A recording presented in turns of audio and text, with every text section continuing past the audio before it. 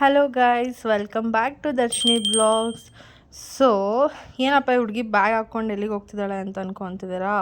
So ಇದು ಬಂದುಬಿಟ್ಟು Friday night ಆಗಿರುತ್ತೆ. ಫ್ರೈಡೇ ನೈಟ್ ಅಂತಂದರೆ 5th ನೈಟ್ ಆಗಿರುತ್ತೆ. ಸೊ ಸಡನ್ನಾಗಿ ಅನ್ಎಕ್ಸ್ಪೆಕ್ಟೆಡಾಗಿ ನನ್ನ ಬರ್ಡೇನ ನಾನು ಇಷ್ಟಪಟ್ಟಿರೋ ಪ್ಲೇಸಿಗೆ ಹೋಗಿ ಸೆಲೆಬ್ರೇಟ್ ಮಾಡ್ಕೊಳ್ಳೋಣ ಅಂತ ಅಂದ್ಬಿಟ್ಟು ನಾನು ಹೋಗಿದ್ದೆ ಉಡುಪಿಗೆ. ಸೊ ಬೆಳಗ್ಗೆನಲ್ಲಿ ಒಂದು 7 o'clockಗೆಲ್ಲ ರೀಚ್ ಆದ್ವಿ. ಬಟ್ ಆದರೆ ಫ್ರೆಶ್ ಅಪ್ ಆಗೋಕ್ಕೆ ರೂಮ್ ಕೇಳಿದ್ರೆ ಜಸ್ಟ್ ಫಾರ್ 1 hour ಕೇಳೋದಕ್ಕೆ 500 rupees ಚಾರ್ಜ್ ಮಾಡು. It was totally unworth it. So ಅಲ್ಲಿ ರೆಡಿಯಾಗಿ ಫ್ರೆಶ್ ಅಪ್ ಆಗಿ ಅಲ್ಲಿಂದ ನಾವು ಆಟೋ ಮಾಡ್ಕೊಂಡು ಹೋಗಿದ್ದೆ ಗಾಡಿ ರೆಂಟ್ ಮಾಡೋದಕ್ಕೆ. ಸೊ ಅಲ್ಲಿ ಒಬ್ಬರು ಗೊತ್ತಿರೋರಿದ್ದಾರೆ. ಸೊ ಅವ್ರ ಹತ್ರನೇ ಗಾಡಿ ತೊಗೋತೀವಿ ನಾವು ಯೂಶ್ವಲಿ. ಒಂದು 3 ವರ್ಷದಿಂದ ಅಲ್ಲೇ ತೊಗೋತಾರೆ ಅದು. ಸೊ ಫಸ್ಟ್ ಟೈಮು ನಾವು ಕಾರ್ ಬುಕ್ ಮಾಡ್ಕೊಂಡಿದ್ವಿ, ಕಾರ್ ರೆಂಟೆಡ್ ಮಾಡ್ಕೊಂಡಿದ್ವಿ. ಸೊ ಈ ಫೋಟೋ ನೋಡಿದ್ಮೇಲೆ ನಿಮಗೆ ಗೊತ್ತಾಗ್ತದೆ ನಾನು ಎಲ್ಲಿಗೆ ಬಂದಿದ್ದೀನಿ ಅಂತ. ಡೆಫಿನೆಟ್ಲಿ ಉಡುಪಿ ಶ್ರೀಕೃಷ್ಣ ಮಠಕ್ಕೆ ಬಂದಿದ್ದೀನಿ. ಸೊ ನನಗೆ ನೆಮ್ಮದಿ ಕೊಡೋ ಅಂಥ ಜಾಗ. ಕೃಷ್ಣನ ನೋಡಿದ್ರೇ ಓಕೆ ಎಲ್ಲ ಸರಿ ಹೋಗುತ್ತೆ ಅನ್ನೋ ಥರ ನನಗಿದು. ಸೊ ಹಾಗಾಗಿ ಅಲ್ಲಿಗೆ ಹೋಗಿದ್ದಾಯಿತು. ಇಟ್ ವಾಸ್ ವೆರಿ ಅಂದರೆ ನನಗೆ ಪರ್ಸ್ನಲಿ ಅದು ತುಂಬ ಪೀಸ್ ಅನಿಸುತ್ತೆ, ಪೀಸ್ಫುಲ್ ಪ್ಲೇಸ್ ಅದು.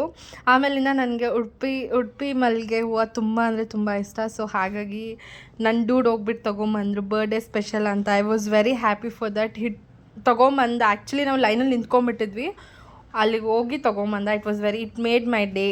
ಐ ಡೋಂಟ್ ಜಾಸ್ತಿ ಏನು ಎಕ್ಸೆಪ್ಟೇಷನ್ಸ್ ಇಲ್ಲ, ಸಣ್ಣದರಲ್ಲಿ. So I was okay. So ಅದನ್ನು ಮುಗಿಸ್ಕೊಂಡು ಇನ್ನೊಂದು ಟೆಂಪಲ್ಗೆ ಹೋಗೋದಿತ್ತು.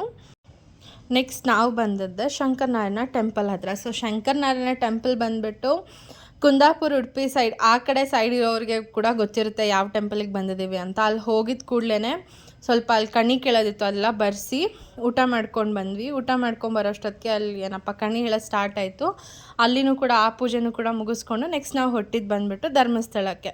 ಸೊ ಧರ್ಮಸ್ಥಳಕ್ಕೆ ಬಂದ್ರೇ ನೆಮ್ಮದಿ ನನಗೆ. ಆ್ಯಕ್ಚುಲಿ ಒಂಥರ ನಾನು ನೆಮ್ಮದಿ ಕೊಡೋ ಪ್ಲೇಸಸ್ಗೆ ಹೋಗಿದ್ದು ಈ ಸಲ.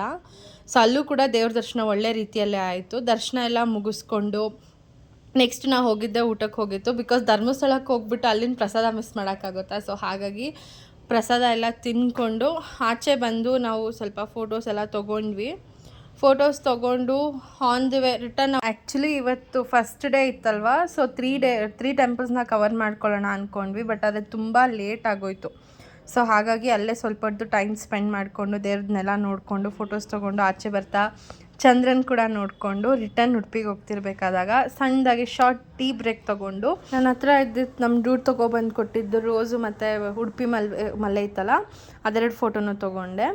So next day morning day 2 unexpected ಆಗಿ ಇಲ್ಲಿಗೆ ಹೋಗಬೇಕು ಅಂತಲೇ ಇದ್ದಿತ್ತು. ಬಟ್ ಆದರೆ ರೀಲ್ಸಲ್ಲೂ ಕೂಡ ಇದೇ ಬಂತು. ಪ್ರಸಿದ್ಧವಾದಂತಹ ದುರ್ಗಾಪರಮೇಶ್ವರಿಯ ಸನ್ನಿಧಾನವುಳ್ಳಂತಹ ಕ್ಷೇತ್ರ ಕಟೀಲು.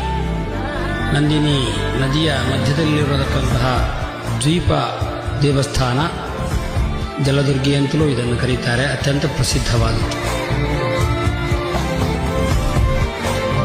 ನಾನು ನಿಮ್ಗೆ ಹೇಳ್ದಂಗೆ ರೀಲ್ಸಲ್ಲಿ ಬಂದಿತ್ತು ಇದೊಂದು ದೇವಸ್ಥಾನ ಮತ್ತು ಇನ್ನೊಂದು ದೇವಸ್ಥಾನ. ದಕ್ಷಿಣ ಕನ್ನಡದವರು ಯಾವ 2 ದೇವಸ್ಥಾನ ತುಂಬ ನಂಬ್ತಾರೆ, ಆ 2 ದೇವರದ್ದೇ ನನಗೆ ಬಂತು ರೀಲ್ಸು. ಸೊ ನಾವು ಇಲ್ಲಿಗೆ ಹೋಗಬೇಕು ಅಂತಲೇ ಪ್ಲ್ಯಾನ್ ಆಗಿತ್ತು. ಸೊ ದೇವ್ರ ದರ್ಶನ ಕೂಡ ತುಂಬ ಚೆನ್ನಾಗಾಯಿತು. ದರ್ಶನ ಮುಗಿಸ್ಕೊಂಡು ರಿಟರ್ನ್ ಬೇರೆ ಟೆಂಪಲ್ಗೆ ಹೋಗೋದಿತ್ತು. ಸೊ ಬರ್ತಾ ಆನ್ ದ ವೇ ಫೋಟೋಸ್ ಎಲ್ಲ ತೊಗೋತಾ ಇದ್ವಿ. ನಾನು ವೀಡಿಯೋಸ್ ತೊಗೊಳೋದಕ್ಕಿಂತ ಫೋಟೋಸ್ ತೊಗೊಳೋದು ಜಾಸ್ತಿ. ನೆಕ್ಸ್ಟ್ ಪಾರ್ಟು ನಾವು ಯಾವ ದೇವಸ್ಥಾನಕ್ಕೆ ಹೋಗ್ತೀವಿ ಅನ್ನೋದು ನಿಮಗೆ ಇಷ್ಟ ಆಗಿದ್ರೆ ಕಮೆಂಟ್ ಮಾಡಿ. Thanks for watching.